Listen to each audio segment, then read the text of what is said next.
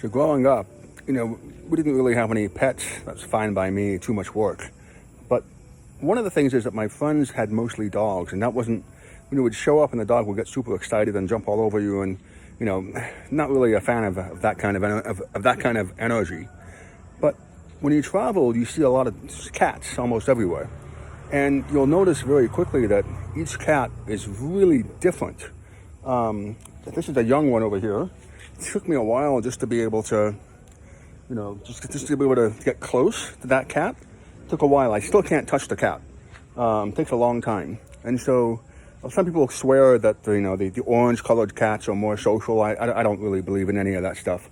I just think it's mainly experience. So this cat just probably hasn't been petted in a long time, or maybe had a bad experience with it. So you can see one thing you do with cats is, I don't know if it works, but it seems to work with me, is you do what's called slow blinking. So you kind of do that. If a cat makes eye contact with you, you just kind of slowly blink, squeeze it in, and open up.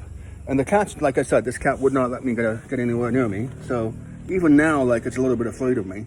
And so it wants to run away. And yeah, there you go. It's going away. So it's not like with dogs. With dogs, you just offer them food and you're done, right? You are the dog's best friend. There's another cat that's just sat there, and this is why I'm making the video.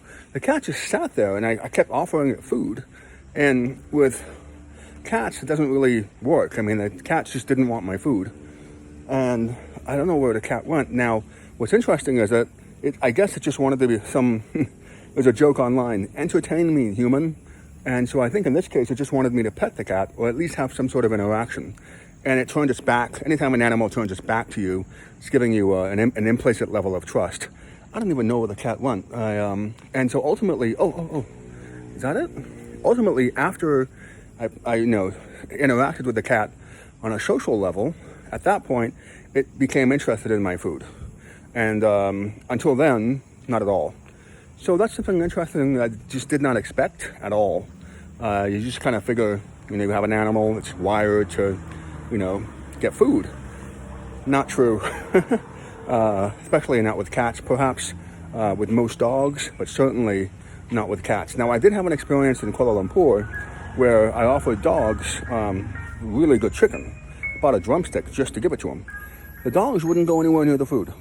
In fact, when I tried to offer the dogs food, and it got sad eyes. And I'm sitting there, I have no idea what's going on, but they were wagging their tails. So friendly, no hostile body language. And then they just wanted me to pet the cat, to pet the dogs. After that, they started becoming interested in my food. So I don't know if there are any life lessons there, but there's a nice view over here. And certainly if you're a cat lover, you might like this video, but it's just really interesting how different cats are, because the house cats that I've dealt with, they're all kind of rude.